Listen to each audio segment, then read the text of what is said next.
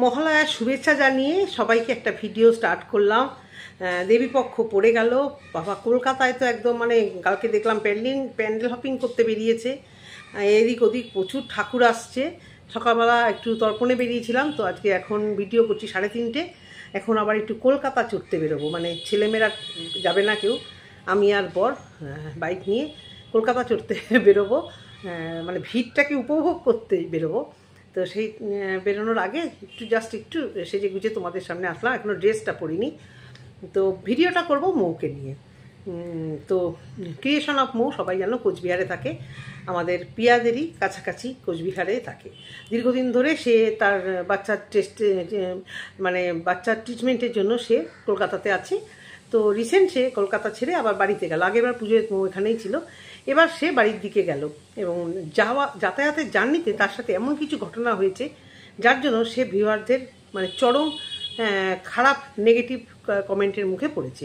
Generally মৌকে কেউ খারাপ কিছু বলা বা মৌকে নিয়ে নেগেটিভ কন্টেন্ট হওয়ার মতো কিছু করেই না। ও একদম নির্ভেজাল সুস্থ স্বাভাবিক মানুষের যেরকম ভিডিও হয় সেরকম একটা ভিডিও দেয়। মেয়েটি খুব দুঃখী, বাংলাদেশের মেয়ে। দুঃখী সেই অর্থে মা বাবা দূরে থাকে, বাবা তো চলেই গেলেন বাপের বাড়ি। যাওয়া তো আমার ভিডিও দেখা থেকে ওকে বাপের বাড়ি বিয়ের পর আদৌ গেছে কি না সন্দেহ আছে, যায়নি। তো সেখানে শ্বশুর বাড়িটাকেই সে আপন করে নিয়েছে। তার যা আছে তার তো তুলনা নেই, এমন সুন্দর তার যা। যাই হোক, সে আমার কন্টেন্ট নয়। এখন মৌকে নিয়ে কিছু কথা ভিউয়ার্সরা বলেছি, সেটা নিয়ে ভিডিও করতে বসলাম। তার আগে ইন্ট্রোটা দিয়ে নিই। সাজানো উপর সংসার চ্যানেল থেকে আমি অপর্ণা তোমাদের জন্য নিয়ে আসলাম ছোট্ট একটি ভিডিও। তো মৌ শাশুড়ি মাকে বাসে নিয়ে গেছে, যেহেতু এই সময় জানো উত্তরবঙ্গের দিকে কেন যে কোনো ট্যুরিস্ট প্লেসের আশেপাশ থেকে ট্রেনের টিকিট, প্লেনের টিকিট পাওয়াটা, ট্রেনের টিকিট বিশেষত ভীষণই টাফে। মোটামুটি 3 মাস আগে টিকিট কেটে না রাখলে যতই তুমি তৎকালে কাটো এই পুজোর সিজনে ভীষণভাবে টিকিটের ক্রাইসিস পড়ে। তো সেই জায়গা থেকে আমরাও আগে পুজোতে আমাদের কলকাতায় থাকাই হতো না। বেশ কয়েক বছর আমরা 2-3 বছর ধরে আমরা আছি, বেশ কয়েক বছর বিয়ের পর থেকে আমি পুজো প্যান্ডেল খোলা দেখেছি।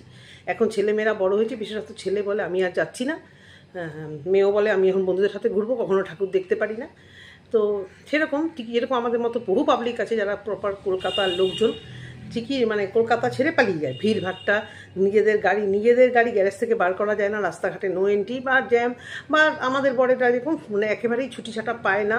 আমি বিয়ের পর থেকেই দেখেছি পুজো আসলেই আমার শ্বশুরবাড়ির লোক সব ধা হয়ে যায় বিভিন্ন জায়গায়, মাসি শ্বশুর, মামা শাশুড়ি, মাসি শাশুড়ি, মামা শ্বশুর, যত রকমের আমার শ্বশুরবাড়ির লোকজন, আমার নিজের শাশুড়ি মা, ভাসুরা, আমরা পুজো আমাদের কলকাতা ছেড়ে ধা। তো এই অবস্থাতে টিকিট পাওয়া আমাদের মতো কিছু লোকজনের বেড়াতে যাওয়ার জন্য টিকিটটা পাওয়া ভীষণভাবেই ইম্পসিবল হয়ে গেছে। তো সেই জায়গা থেকে ও ডিসাইড করেছে বাসে। তবে বাস জার্নি যে কী মারাত্মক, 1 নাইট জার্নি বাসে মারাত্মক। যারা করে না ওরা তো অত জার্নি ঠরে না। বিশেষত শাশুড়ি মার বয়স হয়েছে, তিনি বাসে কিছুটা বমি করে দিয়েছেন, কিন্তু বমি করাটা অপরাধী নয়।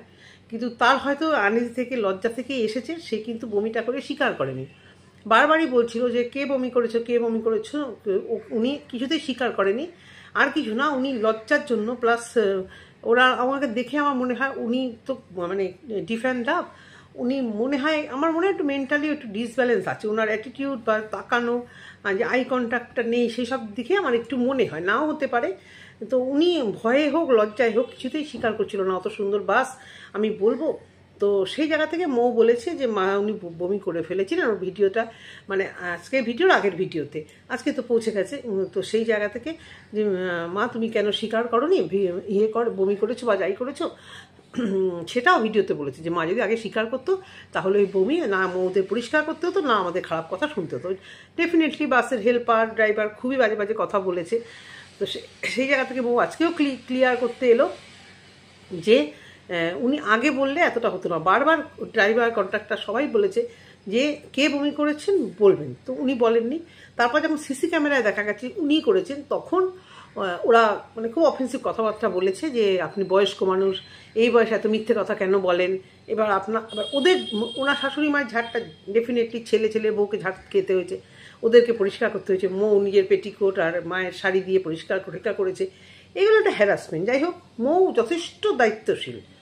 নিজের শরীর তো ভালো থাকে না, ভালো নেই, ও ট্রিটমেন্টের মধ্যে থাকা বা না থাকা, ওর তো শরীরে ক্যান্সারের মতো একটা ব্যাধি ওর শরীরে বাসা বেঁধে আছে। হ্যাঁ যথেষ্ট এখন মানে ঠিক আছে, ও তবুও শরীর তো খারাপ আছে। তো যাই হোক সেই জায়গা থেকে তা হলেও ও যথেষ্ট কেয়ার নেয় শাশুড়ি মার, এবং মানে ডগিটার, তার হ্যাপি ফ্যামিলি আর কি, বর স্বামীর সাথে।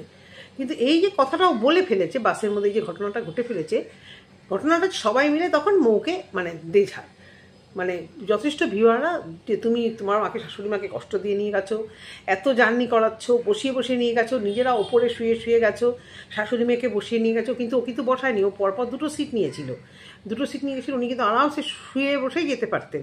হ্যাঁ গেছেনও তাই। এর আগেও যখন ওরা গিয়েছিল মানে কূপ নিয়ে তখন শাশুড়ি মায়ের অন্য একটা জায়গায় সিট পড়েছিল, সেখানে ওকে অনেক কথা শুনতে হয়েছে, কিন্তু লাস্টে দেখা গেছে ও কিন্তু শাশুড়ি মাকে সেই ওদের মধ্যেই এনে রেখেছিল। কিন্তু ওই যে কিছু ভিউয়ার্স আছে নেগেটিভ কমেন্ট করার মতো রেডি হয়ে থাকে, তো মৌকে এবারও ঝোট ঝাড় ঝেড়েছে, তোমার শাশুড়ি মা বমি করেছে, বমির ওষুধ খাওয়াও নিয়ে আয়। এটা তো ভুল হয়েছে, কারণ ট্রেন জার্নিতে কখনো করেনি, তার মানে বাস জার্নিতে করবে না এটা নয়, বাস জার্নিতে উনি বমি ঠমি করে একটা সিনক্রেট পরিস্থিতি সবার সামনে যখন ঝাড় দিয়েছে, এগুলো তো সত্যি অপমানজনক, খুবই অপমানজনক। মানে ওনার জন্য এদেরকেও কথা শুনতে হয়েছে, ওনাকে তো শুনতে হয়েছেই, ছেলের বউকে যথেষ্ট কথা শুনতে হয়েছে।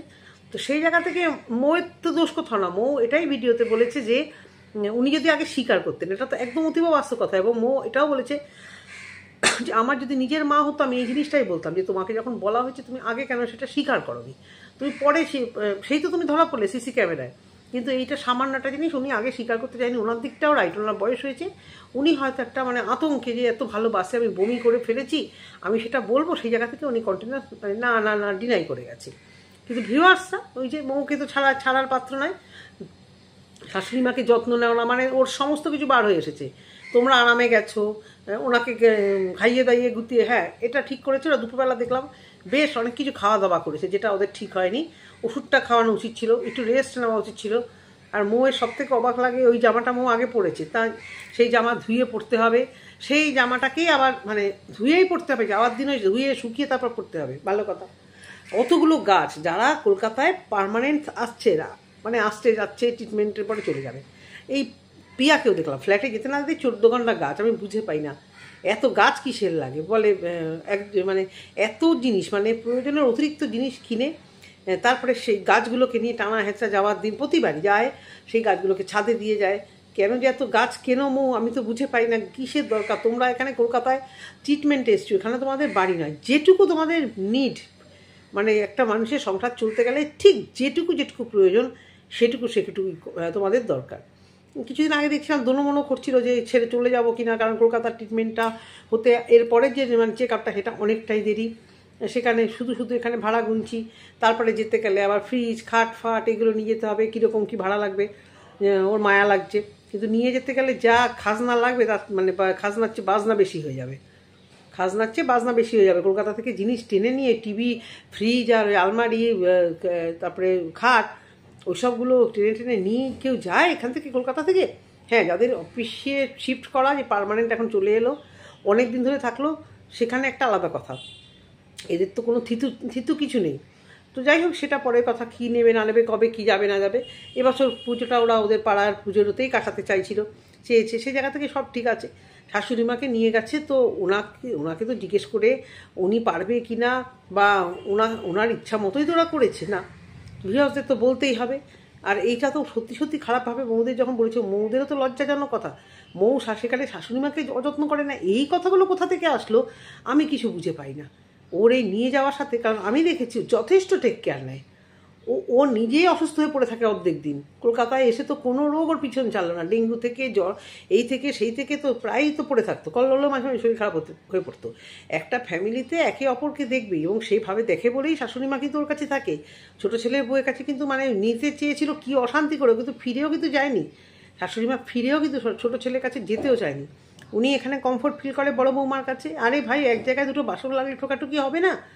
তারপরে উনি একটু খিচখিচে বয়স্ক মানুষ, খিচখিচ করে, কথা শুনতে পায় না। মৌয়ের একটা অসুস্থতা আছে, ওষুধ খেতে খেতে ওর মধ্যে হয়তো একটু খিচখিচানি ভাব থাকতে পারে, তার মানে এই নয় ও যত্ন করে না। ওর কি আছে এখানে? শ্বশুর বাপের বাড়ি বলতে তো কিছুই নেই। হ্যাঁ, পাশে বাপের বাড়ি থাকতো, দৌড়ে বাপের বাড়ি যেত, শ্বশুর বাড়ি কাউকে দেখতো না। ও কাকা শ্বশুরকেও যথেষ্ট খেয়াল রাখতো ওখানে থাকতে, শাশুড়ি মাকেও যথেষ্ট খেয়াল রাখে বলেই না ছেলে আর ছেলে বউ, সেই জন্যই শাশুড়ি মা মানে এক কথায় ওদের সাথে থাকতে চায়, ওখানে যেতে চায় না। ছেলে বউ তো থাকে কলকাতার দিকেই, সে তো কতবার নিতে চেয়েছে, যেতে চেয়েছে। কি তোমরা যে এসব কথাগুলো বলো হার্ট করার জন্য মানুষকে, এইগুলো কি মানে ভিউয়ার্সরা কোথা থেকে এগুলো আমদানি করে জানি না। দেখলাম আমি ওর কমেন্ট বক্সে মাঝে মাঝে ভিডিও দেখি, প্রায় দেখি, মানে কোচবিহার যাতায়াত বা কোচবিহারের ভিডিওগুলো বেশি দেখি। কলকাতায় এখানে এখানে ঘুরে, সম্ভবত আমার বাড়ি খুব কাছে আছে বলেই আমি সেই জায়গাগুলো লোকেট করতে পারি, দেখি কি সুন্দরভাবে কোথায় কোথায় না ঘুরতে নিয়ে যায় শাশুড়ি মাকে। যেখানে যায় মোটামুটি নিয়ে যায়, এর বাড়ি ওর বাড়ি তার বাড়ি বলো, বিশ্ববাংলা গেট বলো, সমস্ত জায়গাতে নিয়ে যায়। তারপরেও যদি শাশুড়ি মার শরীর অসুস্থতা, বমি করে, বমি করাটা দোষের নয়। মৌ একবারও বলেনি যে উনি ভুল করেছে, দোষ করেছে, কেন বমি করেছে। উনি বলেছে, মৌ যেটা বলছে এটা আমারও কথা, যে উনি স্বীকার করেনি, যার জন্য ওরা এত অফেন্সিভ কথাবার্তা বলেছে মৌদের, সেখানে মৌদের খুব খারাপ লেগেছে। খারাপ লাগার জায়গা থেকে মৌ যদি দু একটা কথা বলে যে উনি এরকম করে মাঝে মাঝে, আমি দেখলাম বলেছে যে উনি মাঝে মধ্যে বাড়ির মধ্যে এই জিনিসগুলো করে, মানে কোনো কিছু চেপে রাখে, হয়তো চট করে সত্যিটা বলে না, কিছুর ভয়ে হোক বা কিছু, হয়তো বয়স হয়ে গেলে মানুষের যে কত রকম ক্যারেক্টারে পরিবর্তন হয়, সেটার জন্য কিন্তু মৌ কল্লোল দায়ী না। আজকে মৌ কল্লোল ভালোবাসে এবং টেক কেয়ার করে, সেই জন্যই উনি কিন্তু স্বাচ্ছন্দ্যভাবে ওদের সঙ্গেই থাকে। তো মৌ আর করবেটা কি, ওর এখানে আছে কি, শাশুড়ি মাকে নিজের মায়ের মতো, মৌ নিজের মেয়ের মতো কিন্তু ওনার কাছে মানে যত্ন করে, এবং মানে সেই সম্পর্কটা কিন্তু ওই রকমই আছে। এখানে মৌ শাশুড়িকে যত্ন করে না এটা নয়, ওনার কথাই হচ্ছে এটা, মৌয়ের কথাই এটা, এবং এটা আমারও কথা। উনি যদি প্রথম থেকেই সত্যি কথাটা বলতো তাহলে রাস্তায় হ্যারাস হতো না। হ্যারাস হয়েছে সেই কথাটা ব্লগার তাই বলে দিয়েছে, যে দেখো বাসে হ্যারাস হয়েছে, সেটা টাইটেল দিয়েছি, সেটা নিয়েই বলেছে। এখানে তো ভুলের কিছু আমি দেখতে পাচ্ছি না। তো ভিডিওটা এই অবধি, যদি তোমাদের ভালো লেগে থাকে অবশ্যই করে কমেন্ট সেকশনে কমেন্ট করে জানিও। সবাই সুস্থ থেকো, ভালো থেকো, টাটা।